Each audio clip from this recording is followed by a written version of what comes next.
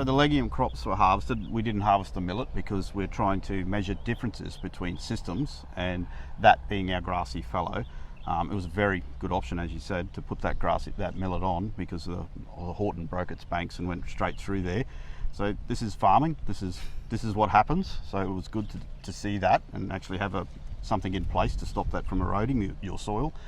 From there, I think we used some SIS technology for the mapping side of things, which I think you've probably found that's been helpful. I know that the team at SRA have used it, and we've been able to assess that.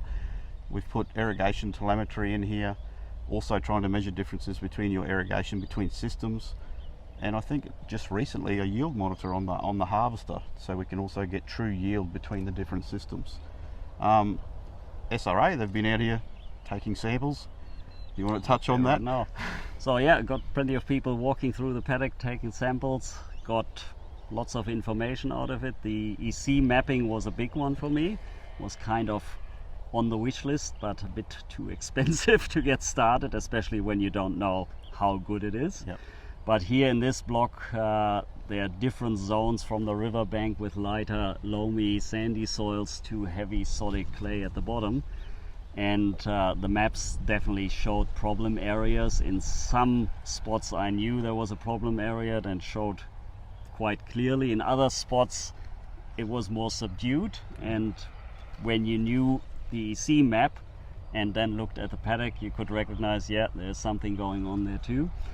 And in the end, then with the gypsum prescription map, it was a big saving on gypsum. Instead of going 10 tons over the lot, it was 8 to 10 tons in the worst areas, and then some areas didn't need any, but for soakage reasons we still put 2 tons in, so you're flexible still.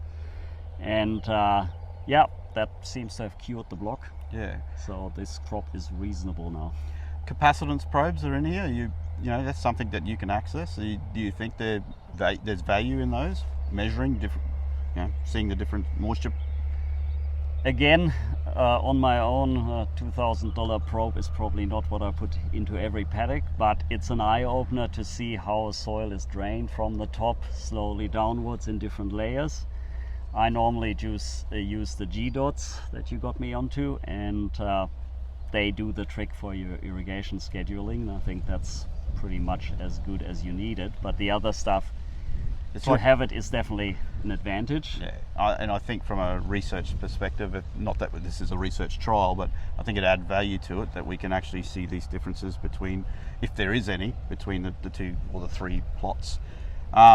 We also added a flipper roller onto the harvester, and that was basically the only modification besides the yield monitor. It seems to have done a good job in the wider row here, and particularly in your row spacing as well. No issues there. No, in the end, cane got burned. That was necessary because the crop was again at that 180 ton mark and lodged several times in different directions. So that's the usual Burdekin style.